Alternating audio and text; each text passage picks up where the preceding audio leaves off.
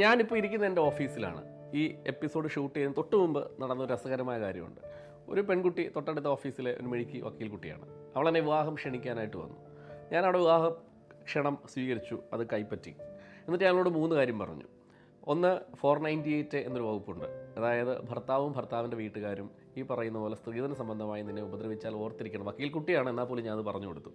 രണ്ടാമതൊക്കെ ഞാൻ പറഞ്ഞു കൊടുത്തത് 304B. അത് അവൾക്ക് പറഞ്ഞപ്പോൾ ഇത് സങ്കടം ഉണ്ടായി.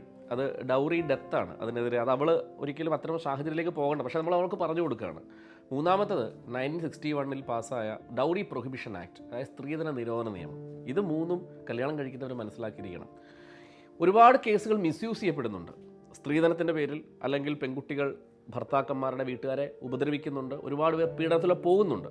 അപ്പോൾ ഈ നിയമങ്ങൾ നിങ്ങൾ മനസ്സിലാക്കിയാൽ നിങ്ങളുടെ മകളും വിഷമിക്കില്ല, നാളെ നിങ്ങളുടെ മകനും വിഷമിക്കില്ല. എന്താണെന്ന് വെച്ച് കഴിഞ്ഞാൽ 961 ഈ നിയമത്തിൽ പറയുന്ന ഏറ്റവും പ്രധാനപ്പെട്ട വസ്തുത, പെൺകുട്ടികൾക്ക് കൊടുക്കുന്ന സമ്മാനങ്ങൾ, അതായത് പെൺകുട്ടിയുടെ വീട്ടുകാർ കല്യാണ സമയത്ത് കൊടുക്കുന്ന സമ്മാനങ്ങൾ, റിസപ്ഷനൊക്കെ നമ്മുടെ ബന്ധുക്കൾ കൊണ്ടുപോയി പെൺകുട്ടിയുടെ കൊടുക്കുന്ന സ്വർണം അല്ലെ മറ്റാ സംവിധാനങ്ങൾ അല്ലെ ഗിഫ്റ്റുകൾ, ഇതൊക്കെ പെൺകുട്ടിയുടെ സ്വത്താണ്. പലപ്പോഴും ആൺകുട്ടികൾ വിചാരിക്കുന്ന മുഴുവൻ പെൺകുട്ടിയെ കിട്ടുന്നു, അവളുടെ വീട്ടിൽ നിന്ന് കിട്ടുന്ന മുഴുവൻ എൻ്റേതാണെന്ന് വിശ്വസിക്കുന്ന ഒരുപാട് ആൺകുട്ടികളുണ്ട്. അങ്ങനെയല്ല എൻ്റെ പ്രിയപ്പെട്ട ചെറുപ്പക്കാർ മനസ്സിലായിരിക്കണം, അത് വലിയ പണിയാണ്. പണ്ട് എൻ്റെയൊക്കെ വീട്ടിലിങ്ങനെ സംസാരിക്കും, വല്യപ്പച്ചനും വല്യമ്മച്ചൊക്കെ സംസാരിക്കുന്നത് കേട്ടിട്ടുണ്ട്. കല്യാണം കഴിച്ചു, അവൻ രക്ഷപ്പെട്ടു, ഭയങ്കര വീട്ടിൽ നിന്നൊരു പെൺകുട്ടിയാണ് കിട്ടിയത്. പക്ഷേ അത് സത്യത്തിൽ അത്ര ശരിയുള്ളൊരു ഇടപാടല്ല. കല്യാണം രക്ഷപ്പെടാൻ നമ്മൾ സ്വയം വിചാരിക്കണം, എല്ലാവരെ കെട്ടിയല്ല രക്ഷപ്പെടേണ്ടത്.